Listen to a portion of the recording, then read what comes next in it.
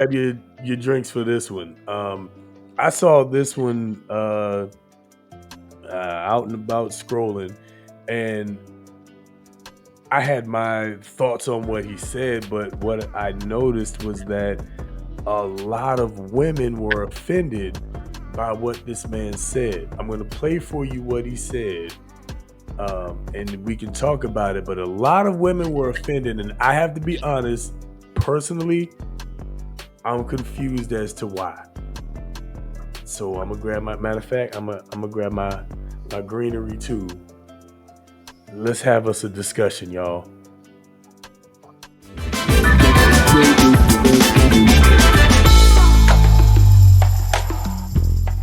I was tired. I was in a season where God said, just be ready for your wife. So I went to this concert. I was invited. And long story short, as I sat there, he gave all of his background singers an opportunity to get a piece of the song. So two of them stuck out to me. One guy's name was Chris, and then the other was Kanita. And so afterwards, I'm thinking in my mind initially, if they ever come back to Detroit, I might need them in the studio, might work on some records. So I introduced myself to the both of them, and after that, I left. And so when I introduced myself to Kanita, I didn't want to be the typical dude off the street, let me get your number in church, what I'm saying? So I just made it simple. I said, you know what, if you're on Facebook, I'll connect with you there. If you on social media, I'll leave it there. If it's more, cool. If it's not, cool. So hold on, but so you was open to more. I was open to more, but it wasn't my initial original intent. Yeah. See, I was in that time, even though God showed me her, I was still walking according to my preference. I liked light-skinned, long hair, petite models, all that crazy nonsense. I like what I want. Yeah. And so the Lord had to show me that that's where I was at. We are sick people.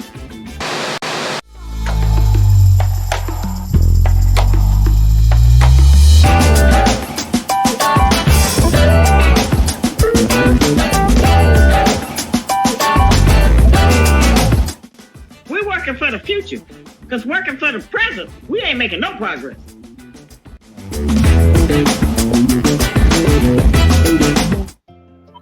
All right, well, fellas. Did I miss the offense? So where? Oh, so you don't know either? Okay. What was the flag? What was the? Ladies, y'all might gotta help us out in the comments. Speaking of which, hold on. I don't know. I'm gonna pull up some of the comments that I saw on the video. Maybe that'll help provide a bit of context. I'm I don't know. Lost here because I'm actually looking for the offense. So somebody let me know. I don't know. Maybe because he wasn't chasing her, but then at the same time, they don't want guys to be like just hollering at them, or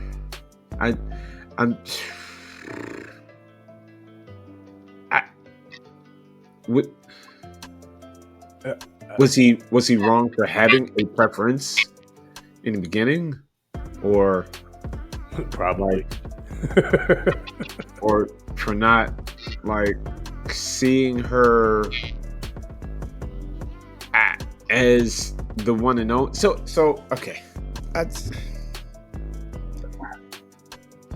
how do you... I'm genuinely confused. All right, so here's a comment. So this says, unfortunately, there are a lot of tolerance wives out here. What's a tolerance wives? Tolerance wife. They weren't even married. Tolerance for what? I'm confused. Like it seemed to me that people were upset that he went against his normal preference. Black women, you have been conditioned for years that as long as you're picked by a man, as long as you're picked by a man, you're that man's preference. A lot of men settle and look for placeholders with women they can suck resources, labor, and sex from, while still looking for their preferences. They will get with women they can tolerate, marry, buy assets, and have children with them, all the while they are building themselves up for the women they actually want to be with. That's one of the comments on the... But did he say any of that?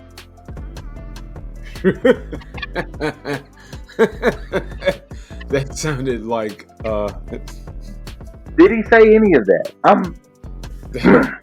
Was there like, was he signing something different than what was coming out of his mouth? wow. Because I feel like we're all allowed, like everybody has a thing that they're attracted to. But, of course, if we get out of our like carnal selves, you can discover that the thing that you thought you wanted is not the thing that's best for you, which to me sounds like conscious thought and greater appreciation. Yeah, I would say that, once you get past the, I don't even want to call it surface level, but once you get past what you thought you wanted or knew, right? We get in our own minds and say, "Oh, this is it," and you don't actually know what it is you need until you actually find what it is you need. Forget the want. There's a difference between want and need. And so once you find what you need, then you realize the folly of your ways. You realize what you want, what you needed all along.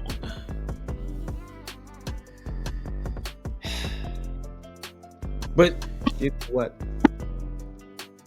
He's wrong for mine, I guess. Or he's wrong for whatever reason that they want to dig to just make it wrong. She didn't seem unhappy to me. And she also seemed like she knew, like they had discussed, like she knew what his preference was. She knew these things about him. They had this discussion. She seemed like she could have told the story herself.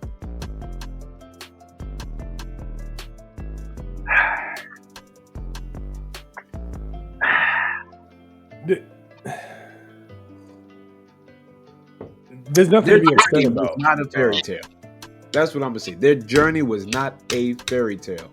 Their journey seems like it was real life, and it happened their way. The situation, it was. Listen, I'm just saying, ain't no fairy tale. Somebody, what?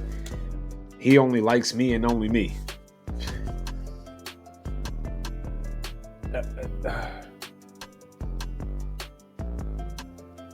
You mean to tell me you gonna find a man that likes you and only you since the day he was born, and you were the only one that he's ever even looked at? Like, is that what you're trying to say? Of course.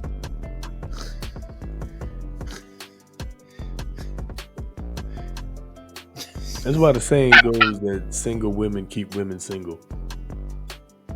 Because that's foolishness. That's foolishness. That's foolishness.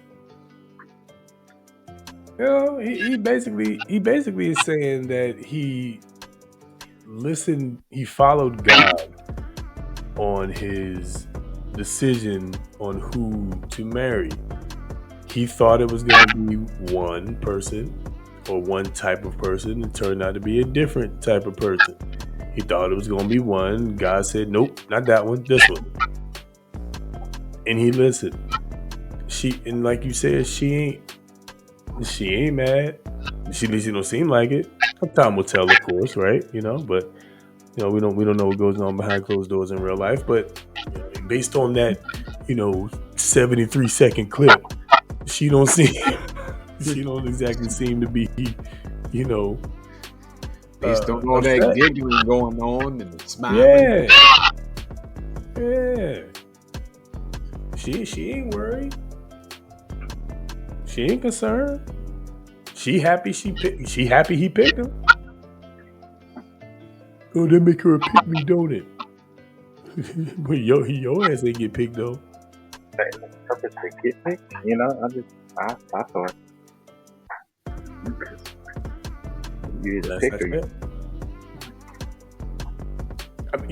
I'm not like you shouldn't be like, just doing whatever, to get picked. But I mean, if you're with somebody, you should probably take under advisement what type of things they like and what type of things they want, and do those things to the absolute best of your ability. And they'll either say, yep, that's good enough, or nope, that's not good enough. I mean, like, you know what I'm saying? Like in the end, it's a job interview. You gotta do what you gotta do to get the job. You're not being hired.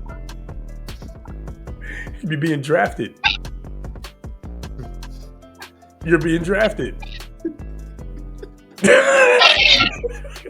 You know what I'm saying? You're being drafted. You're being selected. The number 1 overall pick is my wife. You know what I'm saying? Sometimes you mess around and don't find your wife till the 5th, 6th round. Okay, all right.